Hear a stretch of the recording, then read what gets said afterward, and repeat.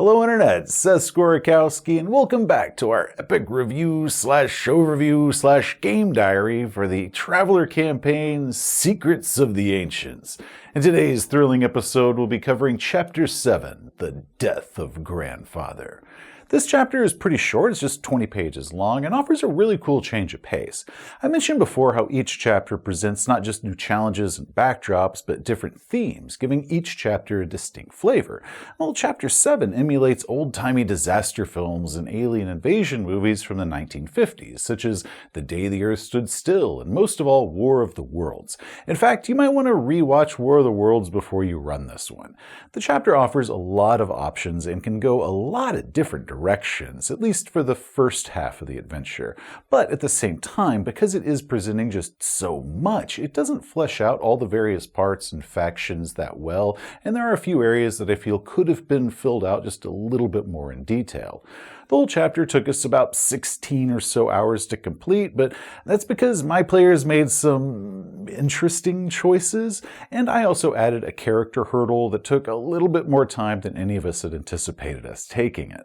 I also made two large changes to the chapter. One addresses a very important detail that the campaign seems to have forgotten completely about, and another change that I made was to assist the characters with interacting with the world a little bit easier, and I'll go into those as far as why I did them and how well those worked out. Now let's reintroduce our heroes. They are Otter Beckett, ship's mechanic, former intelligent agent, and newlywed husband on the honeymoon of the millennium. Jasper Peachy Brevis, scientist, computer expert, and serious mama's boy. Lily, our Vargar pilot, belter, and recently radicalized follower of Grandfather. And finally Benjamin, retired naval captain, war hero, whose most cherished possession is a 1 centimeter action figure drone of himself. Yep. Benjamin loves playing with himself. They're joined by Dr. Aura Brevis, celebrated scientist and Peachy's awesome mother. And finally, Hilda Beckett, escapee from a Tech Level 2 Red Zone world and Otter's newlywed wife who had no idea what she was signing up for when they got married. And I'm Jack the NPC, or I guess we're Jack the NPC, playing all the different roles as we get to face off against our toughest opponent yet. Tech level 25 killbots and hordes of robot zombies? Nah, those are easy. I'm talking about some random barnyard animals that totally kicked our asses. But before we go any further, I must warn you that there will be a lot of spoilers. So any players in the audience, please stop here, but send your referee this way to see about running this campaign for you. But if you keep going and you spoil yourself, the Church of Yascoidre will brand you a heretic. Okay, Game Masters, let's get this show on the road. When we last left our heroes, they'd entered a 3-system pocket dimension and met Grandfather, who sent them on a psionic journey to the origin of the Ancients' empire and the start of the final war. Now, this was all an elaborate test by Grandfather to choose his heir, but the heroes, they don't know all this yet. So, coming out of it, the Travelers saw the robot warship 7 looming towards the station, and Grandfather fired his super cool ultra weapon, but 7 shrugged it off. A robot custodian led the Travelers to a teleportal. 7, meanwhile, fired his weapons, obliterating Grandfather, and as the station exploded around them, the custodian wrapped its metal wings around the Travelers and fell through the teleporter. They arrived at an alien forest. The milky glow of the night sky told them that they were still within the Pocket Universe. The ruined robot told them that there was a portal gate in orbit above the planet, but it was too badly damaged to take them to it. So the robot told them that they needed to find Grandfather's agent, but before it could deliver the agent's name, the robot died, leaving the Travelers stranded on this alien world. Now, this whole section is presented as a very long read aloud, so to make sure that my players got all the important information and could, hopefully remember it from one session to the next, I printed all of this out as a handout that I gave to my players. And as always, you can find any handouts and assets I made down at the link in the video description below. Holy crap, guys, we have no weapons and no freaking idea what planet we're on. I just hope there aren't any werewolves on this world. Let's tear apart that robot to make some knives and swords out of its wings, and Lily can climb a tree, or, well, I guess these are trees, I'm not really sure, but she can get a good view to figure out where in the hell we are. I mentioned at the end of Chapter 5 how I had stripped the travelers of all their armor and weapons when they teleported to Grandfather's Station. Now, while all that could be explained within the game that this was all for Grandfather's security, the real reason is that I figured that this chapter would just be a hell of a lot more exciting if the travelers didn't have all their fancy weapons and power armor. So, they just fashioned a couple blades from the shattered robot's armor here. Also, they saw that the ground here was this sort of circular depression, evidence of a hidden teleporter platform that was buried beneath the ground. Now, what the travelers don't know, and they're going to be finding out pretty soon, is this world is one of that Grandfather had set up as a place for his followers, or Yaskadi as they're called, because Grandfather just loves naming everything after himself. They consist of human and droid, and the humans being second-class citizens here. The Church of Yaskoidre is the dominant power, and per Grandfather's wishes, they have limited the planet to being tech level 7, so around the mid-20th century in technology, so I really leaned into that kind of 1950s, 1960s aesthetic to just everything in this adventure. So going to space here is forbidden by the Church, which means there's no satellites, so communication is limited to just telephone lines and radio towers. There is a crude internet on this world, but it's not really described at all, so I decided that it just goes through the phone lines, is text-based, and black and white, so it's a very slow, primitive form of internet. Being a strictly droid and human world, any travelers of other races are not only going to stand out, but they're going to be seen as these demonic invaders from the outer dark, the nightmare universe that Grandfather has protected them from, or the heavens are black and they don't glow like they do in the pocket dimension. Essentially here, we live in the nightmare universe, everybody. Great. While I do like the obstacle of alien travelers having to hide and disguise themselves, kind of like, when Spock would have to go down and cover up his ears and everything, half of my player characters are distinctly non-human races. So the first change that I made to this adventure was that I added Vargur to this society. Grandfather, he made the Vargur after all, so I figured he just want to keep a few of them around, or remember that time he turned dogs into people. So I turned 1/3 of the human population into Vargur, and they share the same social status as humans, being a second-class citizen under the droid. Another obstacle that I just decided to throw at them, and this is more of just for flavor, was for Benjamin. Aslans are not able to digest humans' foods unless they take these enzyme pills.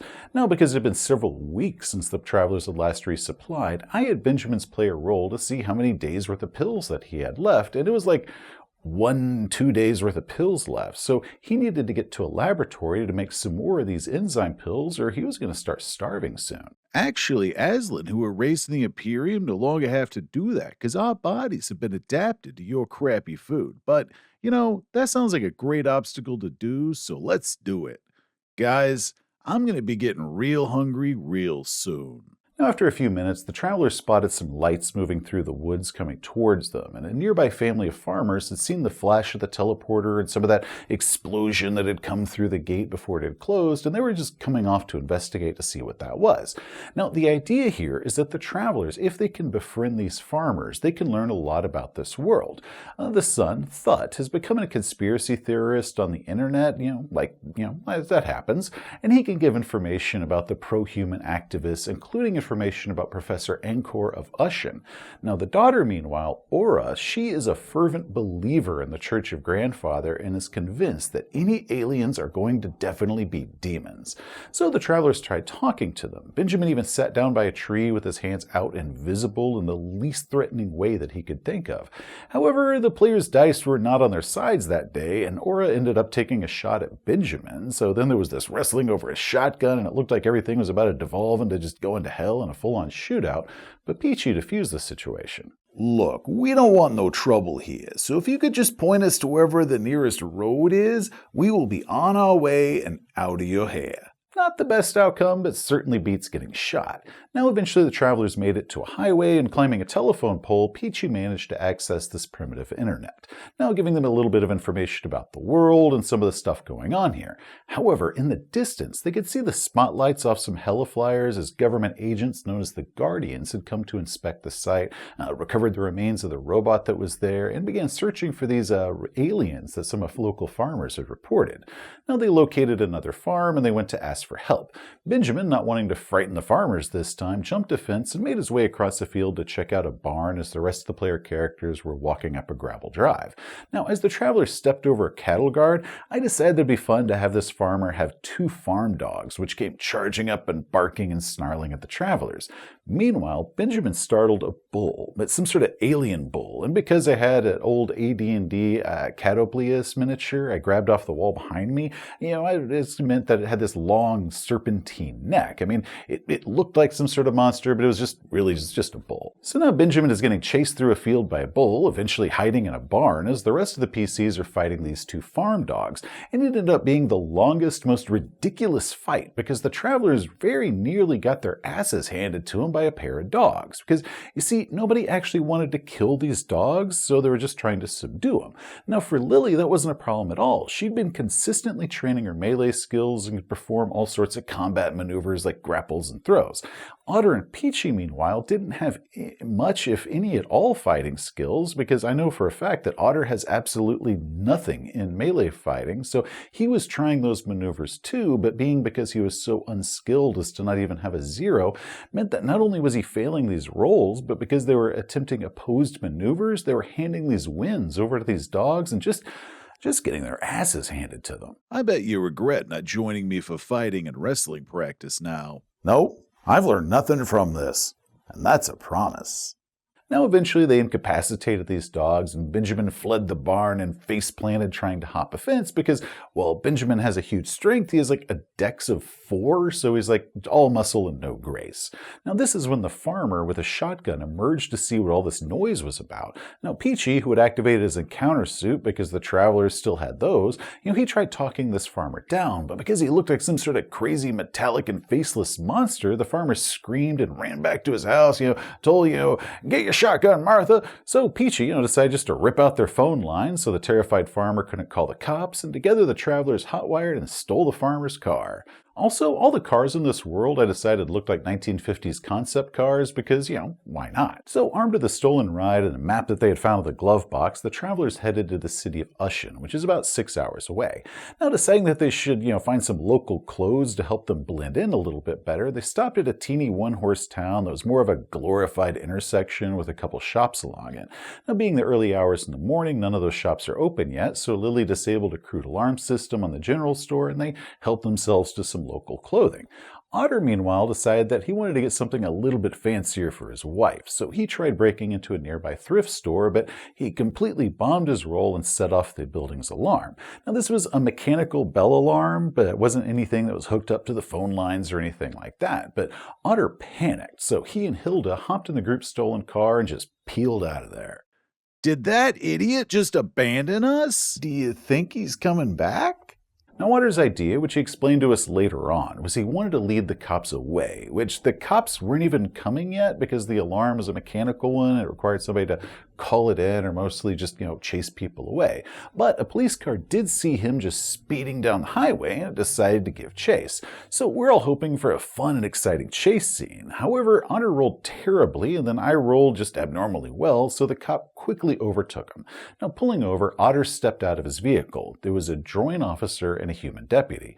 Otter, for reasons that will probably baffle me forever, decided to draw a knife, activated his encounter suit, slashed his own tires, then charged, hoping to push back the cop and steal the squad car. And he relayed absolutely 0 of this plan to Hilda. She was just kind of standing there going, what the hell is going on? Now, as we just established, Otter has no skills whatsoever in melee fighting, meaning that he has a -3 to any rolls he does here. The droid cop, meanwhile, had a 2 in melee, so it took about 10 seconds for the cop to manage to wrestle Otter to the ground and cuff him. You make all your videos about how much you wish your players would just verbalize whatever their plan was, or maybe consider what skills that their character has before they attempt any sort of action. Yeah, I have learned nothing from this, and that's a promise. Now, meanwhile, the rest of the party stole a covered farm truck that was loaded with produce, cantaloupes, I believe, and they hurried after. They pulled up alongside the police car with Otter and Hilda in the back seat, and they overpowered the officers, loading their unconscious bodies into the police cruiser's trunk. Otter then stole the deputy's uniform, and then with everyone loaded up, including Benjamin hiding in the back under a pile of cantaloupes, they made their way to the city. Now, one thing that the adventure doesn't mention whatsoever is droin are naturally psionic, and most droin, at least in the Imperium setting, are psionically trained. So things like telepathy are going to be pretty common. So I decided that this cop just simply didn't regain consciousness for a few hours to send out the call for help, and didn't get a really good look at any of the travelers because, their faces were covered in these encounter suits. But game masters should keep the psionic aspect in mind when you're running this campaign, because the campaign makes no mention at all of the fact that all the droin here should be psionic. The city of Ushen is the regional capital and home to 8 million. 6 million droin live above ground in these beautiful skyscrapers with large balconies for all them flying around back and forth and to land on. And then 2 million humans in Vargar live in the concrete underground subterranean city below, and it's all lined with apartments and shops, but it's kind of dystopian when you think about it. Unfortunately, we don't get any map of the city, so I found this one off the internet, made a few changes to it, and called it my own. The only 3 locations that game masters should really be aware of here are the university, the main cathedral of the church, and the Bureau of Security headquarters. So after arriving in the city and making it past a checkpoint of soldiers looking for human dissidents, the travelers took the down ramp to the Undercity. Lily rolled off the chart for locating a hideout. So they located this abandoned shop with all these covered windows that was absolutely perfect for them. Peachy managed to get the power and the phone lines working again, so it could serve as a really good base of operations for them to research everything and really figure out what their next move should be. The adventure offers us several different encounters that the characters might have as they explore the city. Now, one of which is a demonstration from scholar and sport casts, protesting the church's stranglehold on the sciences here. And I gave them placards with different slogans on them, such as, science is worship, and ignorance is oppression, and don't fear the future, and different things like that. And talking to these demonstrators is how the travelers first learned of Professor Ushen at the university. Now, because Benjamin was clearly an alien, the travelers decided to disguise him in bandages and a big old floppy hat and wheeled him around in a stolen wheelchair and, told everybody that he was a wounded Vargar war hero. This is humiliating. I think you look better like this. Now the travelers can go about the city any which way they want. Maybe they'll sneak around like my players did, or maybe they'll just stroll down the street with power armor and plasma rifles, declaring themselves rulers over these low-tech primitives. Maybe they'll get captured and interrogated in the cells beneath the Bureau of Security. It really does come down to however it is your players want to do it. Now, meanwhile, even though 7 has killed Grandfather, it knows that it needs to locate and destroy Grandfather's mental archive before Grandfather can manage to resurrect himself in a new clone body. And this is a trick that the ancients have all used, and it's one of the reasons that it's extremely difficult to kill an ancient. So 7 has sent out a few robot servants into this world who are going to quickly get to work creating an army, while assembler robots construct larger teleporters that can allow 7's giant scourge machines to rip this planet apart in search of Grandfather's hidden archive. Seriously, these things are bad frackin' news. They're the size of airplanes, have 30 points of armor, 180 hit points, and are armed with antimatter cannons that do 3DD worth of damage. I mean, these things are nasty. Now, the idea is that it should really take a few days before this fully descends on the city, sort of a slow build-up before the apocalypse, right? The timeline for it is presented loosely, and game masters are encouraged to speed it up and slow it down to whatever makes it the most exciting and fun. But the whole invasion should take a little less than a week. The adventure gives us several events to foreshadow the build-up of these events, rumors of riots and violence in the settlements outside the city, maybe the travelers seeing a flotilla of military airships, passing overhead, going towards that rumored violence. Now, for my game, the heroes were at the university, and they discovered that Dr. Ankor was not only a member of the Pro-Science League, but rumors that she might be working on a secret rocket program to escape their planet's atmosphere, which is against the church's wishes. So as they were finishing up there, they were trying to figure out how it was they were going to go about contacting her without alerting the Bureau Bureau of Security who were most certainly monitoring her. They knew the Bureau was looking after her or looking into her. And when they were walking away from that, that's when they saw the glint of 5 aircraft moving very quickly through the sky. And it was too fast for any of the aircraft that they'd seen on this planet. And that's about the time they saw these glint of metallic objects dropping down from the city. And that's actually how we ended that game. It was a really good closing to that first session. So the next session opened with them then heading across town to check out whatever it was. And they found out that several metal spheres, about 6 inches across, had fallen onto the city. And they had caused a little bit of minor damage, one slamming into the roof of a car. And several Guardian droid had showed up, and they had partitioning off the area. And they were collecting these strange objects, which people were debating what those objects were and what they could mean. Guys, we got to get some of those balls so I can handle them. Study them. So up an alley, they saw a couple youths that were messing with something near a dumpster. So pretending to be police, the travelers convinced these teens to hand over the metal sphere that they had found. And I made sure that one of these teens was a droid, and he gave a kind of a little bit of a cough as he was handing it over to them. Now Benjamin, who was still bandaged up and in a wheelchair, they hid that ball under that blanket that he had across his lap. Then they decided to head back to their hideout using public transportation. So I mentioned how, the few droid that actually used the buses, probably because, they couldn't fly. They're the type with the underdeveloped wings. A few of them were kind of coughing at the bus stop as the travelers were sitting there, and then as they got onto the bus, a few of them started coughing the longer and longer that they were riding on this bus.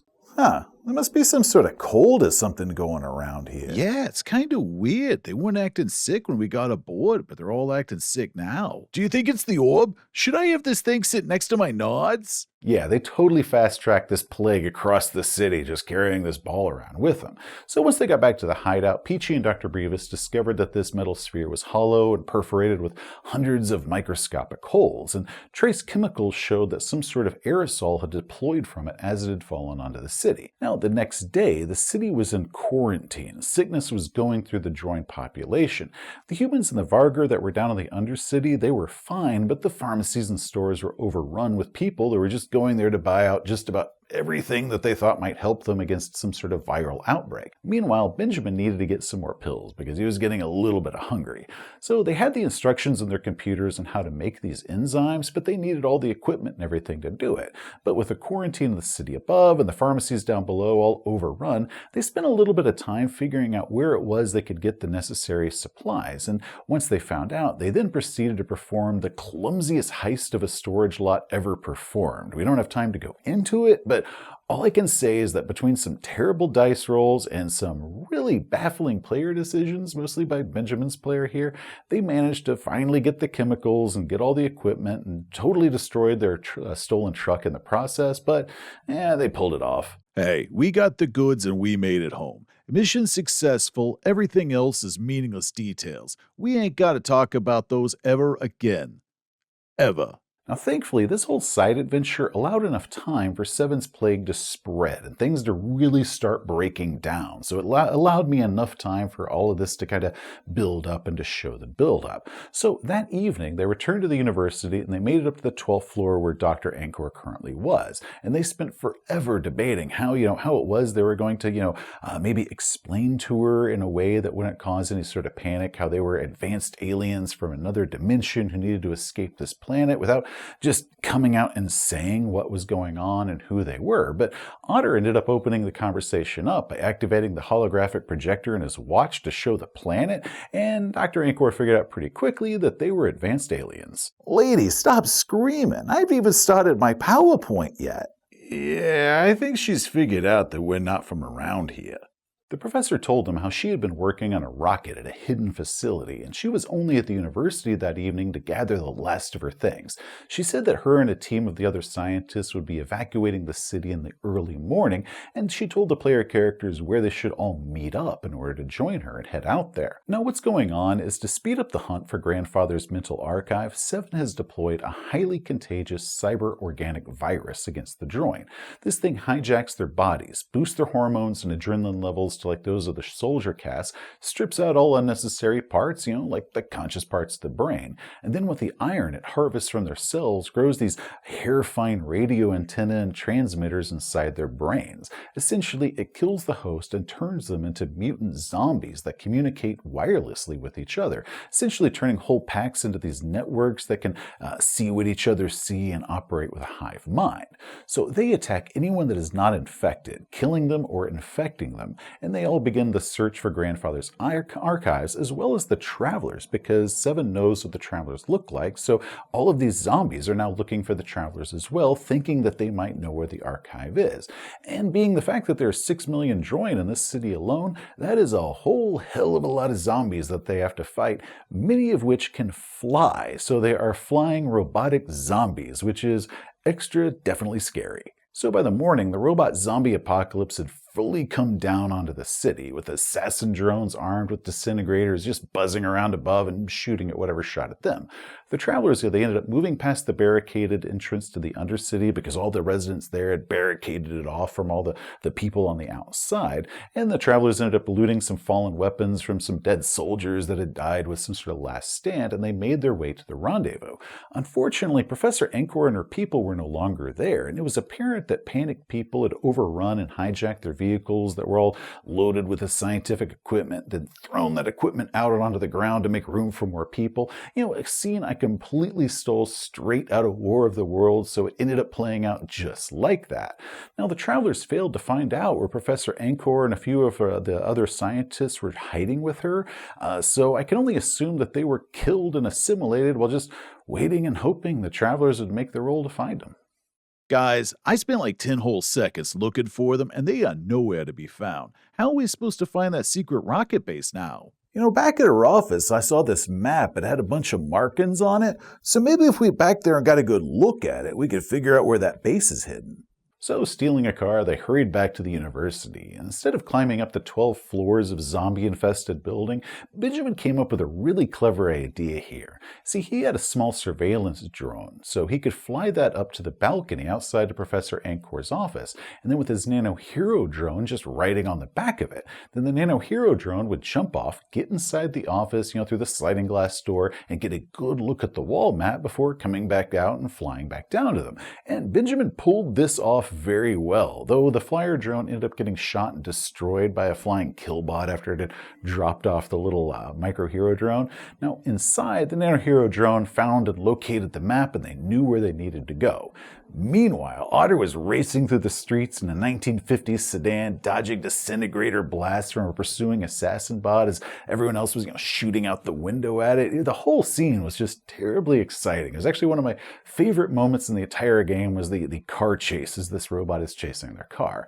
So Benjamin, during this time, is in the back seat of his car. He's piloting his Nano Hero drone back down the building, dodging zombies, but they can't see him because he's only about a centimeter tall. When all of a sudden, this strange man came dropping out of an air duct like an 80s action hero, kung fu'd a couple zombies to death, looked straight down at this 1 centimeter drone that was hiding in the shadows where nobody else could see it, and he just asked, where he was that he was piloting that drone from. Guys, John Claude Van Chuck Norris just showed up and asked for our position. Also, he kind of reminds me of Uncle Flynn for some reason. The stranger is Grandfather's agent named Caol, and this is his hilariously bad picture from the first edition of the campaign book, because it looks nothing like him. Caol's augments are all hidden, and this picture is dated from 2003, making it several years older than the campaign is, so I can only assume that this was some old art that Mongoose had lying around at the time, but since the current edition of the campaign lacks any character portrait for him, this is going to be the picture we'll use. Anyway, Caol is centuries old and seriously upgraded. He's also supposed to be psionic, but they failed to list that in his lengthy list of stats and skills. Caol doesn't know that Grandfather is dead, but through his millennia being the greatest spy in the galaxy, has tracked the Travelers down.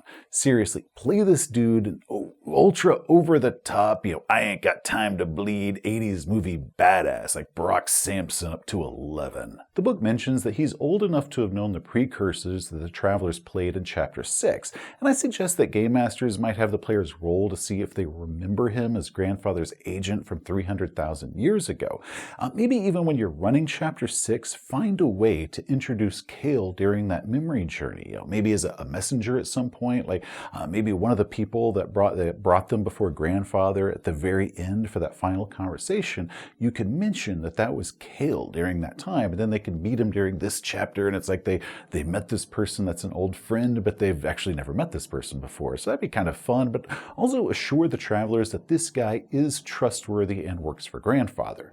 Now, Caol will show up no matter where the travelers are, which is if they've been captured or imprisoned in some secret cell below the Bureau of Security, he's going to show up and get them out. Mostly because he has the credentials, he could just walk in and get them out, but I think he's more likely to take the air vent and come kicking down from the ceiling and spring them.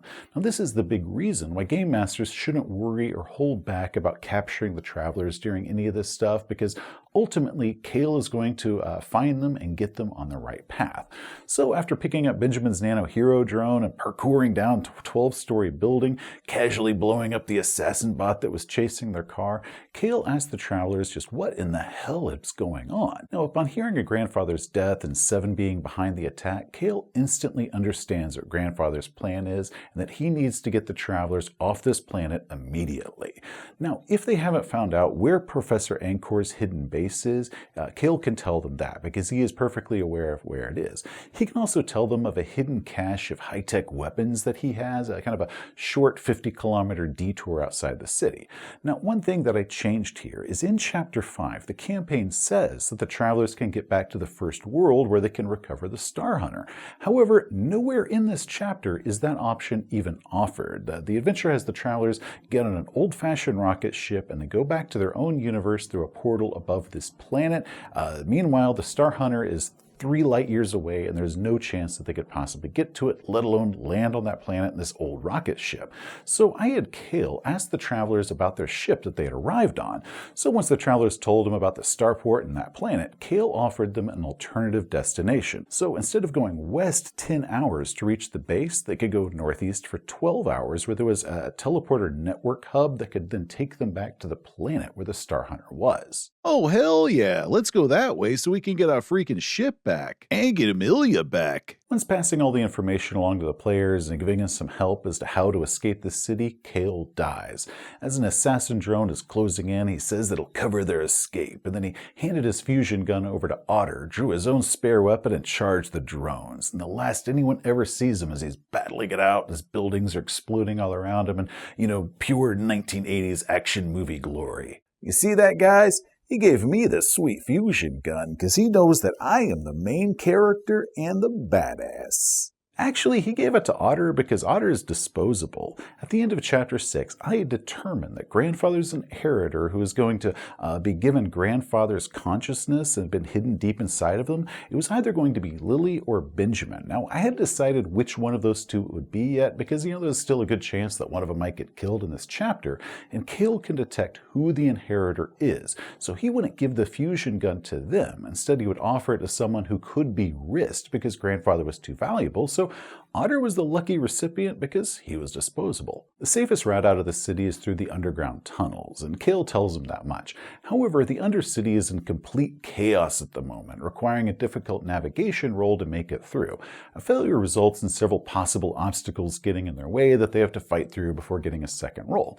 But Lily, who for whatever reason has insanely good rolls anytime navigation check comes up, led them through the tunnels without any problems at all. So he just kind of rolled some encounters of what they saw, of what they bypassed as they were exiting the Doomed City. They had a few encounters along the road, some requiring fighting, others requiring stealth. They found Caol's supply cache, which had some amazing things inside of it, including a second fusion pistol, tech level 15 graph belt, and a pocket nuke. Guys, we got a nuclear bomb, so we gotta use it. That's just required. Let's put it on a timer to blow up the teleporter gate once we go through, that way nobody can follow us. After some more traveling, including them stealing a gunship blimp from an abandoned airbase to cross this huge ravine, they made it to this forbidden holy site known as Grandfather's Garden, where no one was allowed to go. And at the heart of it, they found a teleporter temple, so they stepped inside and they returned to the habitat complex on the first world, where they were immediately yelled at by Amelia for abandoning it.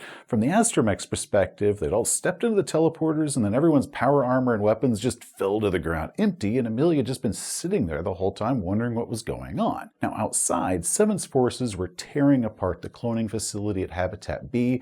Smoke rose from the ruins of the Ilimdaki settlements. All of them were dead. Now, avoiding the drones, the travelers made it back to the Star Hunter. The gravity locks had been disabled. They'd actually been disabled by Grandfather, but also the Starport AI that had set them had also been destroyed by Seven's assault, so gravity locks were gone. They were free to leave. A few of the hunters were trying to break into the Star Hunter to steal it to escape this apocalypse, but they were quickly eliminated.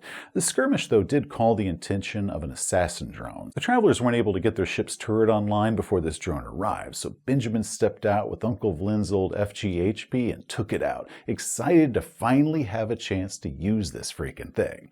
Now, once the Star Hunter was online, pretty much just redoing the whole startup sequence that we had to do in Chapter 2, the travelers took off. The portal gate above the world was ragged, from which, that could be blamed on Seven tearing his way inside the Pocket Universe, but it could also be because the Pocket Universe at this point is rapidly shrinking, even though nobody knows that it's collapsing yet, a little detail that they'll learn in the next chapter. So flying through the portal, a wave of dizziness hit the travelers and everything went black. Through the haze of unconsciousness, they could hear the clomping of magnetic boots and then hands grasping them. A voice announced that they had found survivors, and then confirmation that these were the fugitives that they were looking for, and then a second voice ordered that they secure the prisoners and set course for Pixie. And the travelers felt the jab of a needle and they fell back into unconsciousness. Thus ending Chapter 7. Overall, we had a ton of fun with this adventure. The first half can go any number of ways, which my players certainly went far outside anything this adventure had anticipated for them. The hard part for this is really to keep things going slowly, to kind of build up this invasion very slowly instead of just rushing straight to it. That's the biggest challenge you're going to face. The other thing that I added was to give the military soldiers far more weaponry than the module did. The adventure arms them with rifles and flak jackets, but I armed them with rifles and auto rifles and SMGs, handguns, flamethrowers, and grenades. And vehicles added various cannons and machine guns that the travelers could use, giving the whole military is throwing everything they got against these far superior forces, like in those old 1950s movies that the adventure is meant to emulate. It also arms the travelers with a multitude of weapons, so they can cut through just near limitless numbers of robot zombies, which is come on, it's kind of fun to grab a flamethrower and just shoot some robot zombies with it, right? This chapter also has the most errors that I've encountered in the campaign book. Normally little typos and stuff aren't worth mentioning, not unless there's something that causes actual confusion or issues in game, but this one did have a few. The biggest was how Chapter 5 assured us that Chapter 7 would offer us a way for the player characters to return to the Star Hunter, but then it never fulfilled that promise. But also, at one point, Professor Ankor switched genders on us, which caused a brief confusion for us mid-game. And then there's this weird repeated section where I suspect a cut and paste error occurred, so game masters, just be warned about that. Okay, well that is it for this episode. Join us next time as the travelers find themselves in a secret Imperial prison and have to figure out a way out of that in Chapter 8, In the Emperor's Name. Hey, thanks for watching. If you enjoyed the video, please give it a thumbs up. If you really enjoyed the video, consider sharing the most elaborate campaign review in history with a couple friends of yours. If you want to see some more of our stuff, such as game reviews and how-tos, just hit that subscribe button. Till next time, travelers, you have a great day. We totally forgot to stick that nuclear bomb up at that teleporter gate before we left that world, so we still got this thing. I don't know what we're going to do with it, so let's just stash it inside of Amelia's storage compartment for a rainy day. I am sure that giving a nuclear bomb to a small, angry little robot couldn't possibly get us into any sort of trouble. At least, not any more trouble than we're already in.